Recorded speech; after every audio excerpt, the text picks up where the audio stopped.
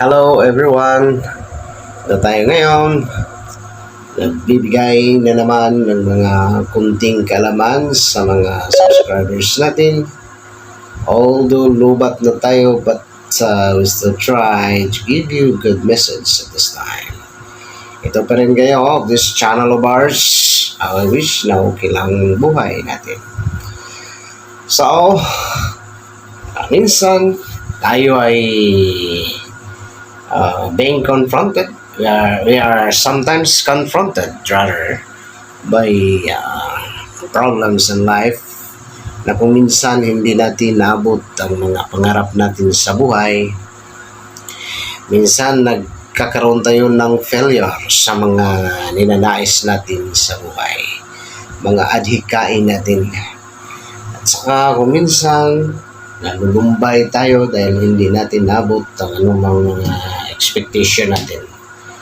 But my friend, what is always in our mind na ganyan lang ang life. Kung minsan may mga bagay tayo na gusto nating maabot sa buhay natin, ngunit hindi natin naabot dahil sa iray gustuhan ng may kapal.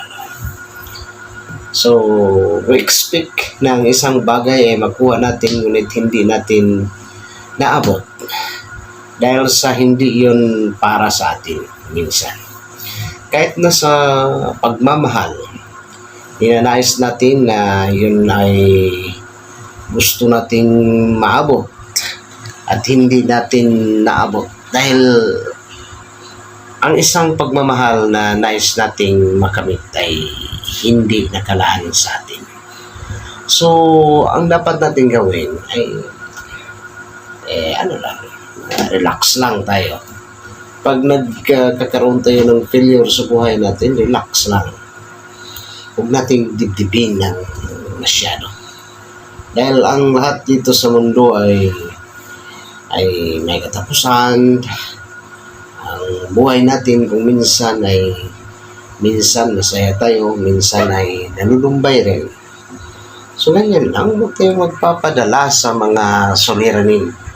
Huwag tayong magpapadala kung ano man ang mga problems na mga problema sa buhay natin. So ganyan lang, tuloy lang. Ang nagwawagi ay hindi umaayaw. Ang umaayaw ay hindi nagwawagi. Tuloy na tuloy ang buhay lang. Itutuloy lang lagi ang buhay natin. Mga adikain natin. Kung hindi ibigay sa atin, huwag natin dibdibin na masyado. Kaya ganyan lang ang life. Ganyan ang buhay. Minsan na mayroon tayong nasisiyahan tayo. Minsan successful tayo. Minsan we are at the peak of our success in life. Minsan naman ay nasilalim tayo. So that's life. Dahil tayo ay may buhay. Tuloy lang ang buhay, my friend. Okay? Have a blessed day, everyone.